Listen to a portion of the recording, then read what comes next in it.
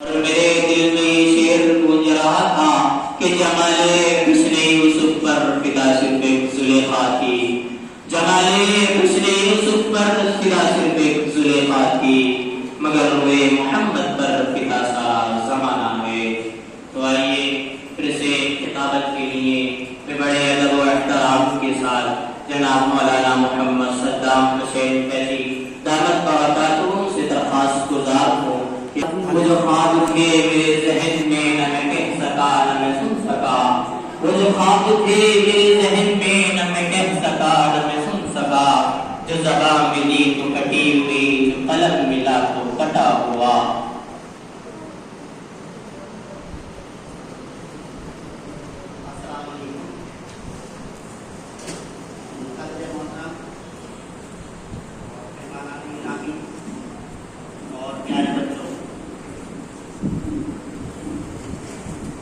پر وقت بولنے کی دعوت دی گئی ہے، اس لیے مختصر بولوں گا۔ ابھی ایک مولانا ابو المکارم صاحب آپ سے مخاطب تھے اور طلبہ اکرام کو کچھ خاص نصیحتیں بھی فرما رہے تھے۔ انہوں نے ایک حدیث پڑھی ہے، خیرکم من تعلم القرآن وعلمہ، قال النبی صلی اللہ علیہ وسلم کہ تم میں سب سے بہترین شخص وہ ہے جو قرآن سیکھے اور دوسروں کو سکھائے۔ قرآن کریم کا مرتبہ ہم سبھی جانتے ہیں، اور جو قرآن عظیم کی تعلیم دلاتے ہیں اور جو اس شعبے کے اندر کام کرتے ہیں لوگ، ان کی تعظیم کیا ہے وہ بھی ہمارے مدارس کے طلبہ کرام زیادہ تر اس کے بارے میں جانتے ہیں۔ ہمیں قرآن کریم اور علماء کرام کے متعلق بہت ساری احادیث بیان کی جاتی ہیں اور ہماری نظروں سے گزرتی بھی ہیں اور اس کے مفہوم سے بھی ہم واقف ہوتے ہیں، یہاں تک کہ رسول اللہ صلی اللہ علیہ وسلم نے فرمایا کہ طلب العلم فریضۃ علی کل مسلم و مسلمۃ، کہ علم کا طلب کرنا ہر مرد اور عورت کے اوپر فرض اور ضروری ہے۔ کم از کم ہمیں اتنا علم ہونا چاہیے کہ ہمارے لیے کون سی چیز جائز ہے اور کون سی چیز ناجائز ہے۔ ایک زمانے تک ہم مدارس اسلامیہ سے وابستہ رہتے ہیں اور یہاں کی خاک چھانتے ہیں، یہاں کی طلبہ کرام کو جو یہاں کے اساتذہ کرام پرورش کرتے ہیں، ان کی شفقت، ان کی مہربانی ہمارے لیے بہت سی اہم چیزیں لے کر آتی ہے اور ہماری زندگیوں کے اندر تبدیلی پیدا کرتی ہے۔ چونکہ مدارس کے ذریعے نہ صرف علم دین کی ترغیب دی جاتی ہے، ہمیں علم سکھایا جاتا ہے، بلکہ اس کے ساتھ ہمیں بہت سارے شعبوں میں بھی ایسی نصیحتیں کی جاتی ہیں اور ہمیں ان چیزوں کی طرف توجہ دلائی جاتی ہے جو ہمارے لیے بہت ضروری ہوتی ہے۔ جیسے کہ یہاں طلبہ اکرام بیٹھے ہوئے ہیں، کچھ بچے میری طرف مخاطب نہیں ہیں، کچھ اپنی طرف لو لگائے ہوئے ہیں، کچھ الگ الگ ہیں، لیکن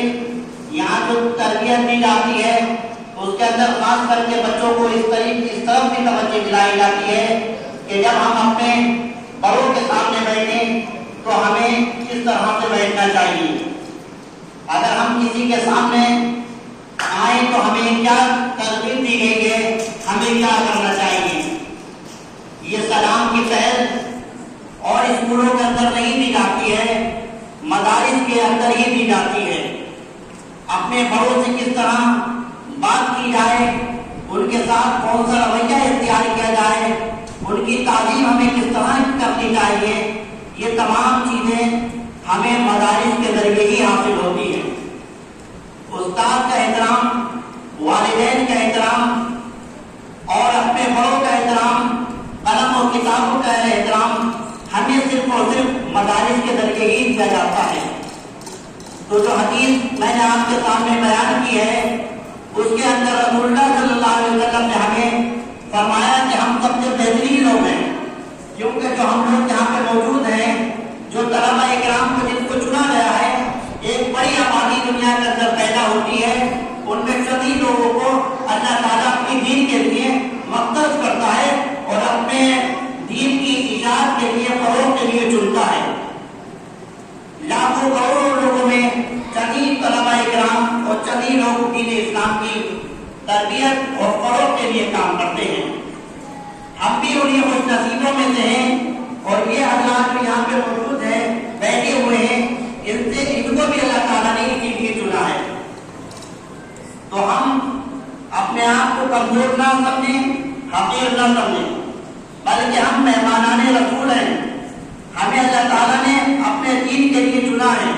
تو ہم اپنی تربیت جن اساتذہ کرام کے ذریعے حاصل کر رہے ہیں اور جو کچھ حاصل کر رہے ہیں اس کو ہم اپنی زندگی کے اندر گزاریں، اور جب ہم اس کو اپنی زندگی کے اندر اتاریں گے تو پھر ہم سماج کو بنا سکتے ہیں۔ بگڑے ہوئے سماج کو بنانے کے لیے مدارس اسلامیہ کا سب سے اہم کردار ہوتا ہے، علماء کرام کا اہم کردار ہوتا ہے۔ آپ اپنے ماضی کی طرف دیکھیں کہ ہم پہلے کیا تھے، اور آج ہم جہاں پر بیٹھے ہوئے ہیں ہماری زندگی کے اندر اس ادارے کے ذریعے کتنا تبدیلی آئی ہے۔ اور پھر ہم اپنے اساتذہ کرام کو دیکھیں کہ ہمارے یہ اساتذہ کرام جو ہمارے لیے دن رات لگے ہوئے ہیں، جو ہر وقت ہماری زندگی کو بنانے سنوارنے میں لگے ہوئے ہیں، ہمیں جنت کے راستے کی طرف لے کر چل رہے ہیں، ہمارے اندر دینی شعور پیدا کر رہے ہیں، ہمارے اندر اخلاق پیدا کرنے کی کوشش کر رہے ہیں، ہمیں اللہ اور اس کے رسول سے جوڑنے کی کوشش کر رہے ہیں، تو ہمیں یہ چاہیے کہ ہم اپنے آپ کو کمزور نہ سمجھیں، حقیر نہ سمجھیں، اپنے آپ کو ایک اچھا انسان سمجھیں، کیونکہ اللہ تعالیٰ نے ہمیں اور آپ کو جو ہے اپنی تربیت اپنے دین اسلام کی نجات کے لیے چنا ہے، قرآن کریم کی تعلیمات کے لیے چنا ہے۔ تو یہ ہم لوگ خوش نصیب ہیں، ہمیں اپنی اہمیت کو سمجھنا چاہیے۔ آج ہم اس اپنی اہمیت کو سمجھیں گے تو کل ہم اپنے زمانے کے ایک بڑے عالم بھی بن سکتے ہیں، ایک رہنما بن سکتے ہیں، ایک ایسے رہنما بن سکتے ہیں جو دین کی تبلیغ کریں گے اور ہمارے ذریعے سے قومی نسلیں اپنے اندر سدھار لے کر آئیں گی۔ تو کوشش یہ کریں کہ جو اساتذہ کرام، جو مدارس کے منتظمین اور جو اس ادارے سے لگاؤ رکھتے ہیں، ہمیں ان کی بھی قدر کرنا چاہیے۔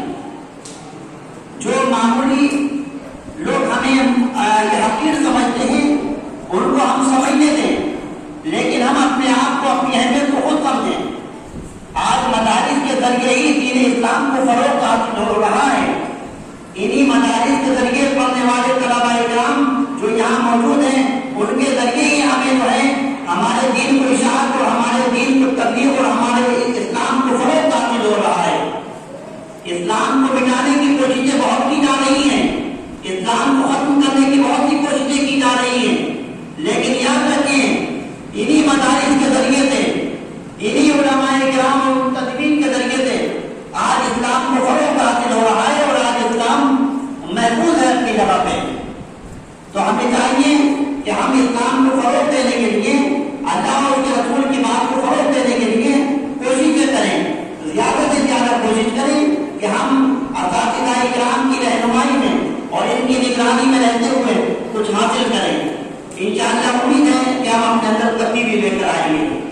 اللہ تعالیٰ ہمیں سمجھ کے عطا فرمائے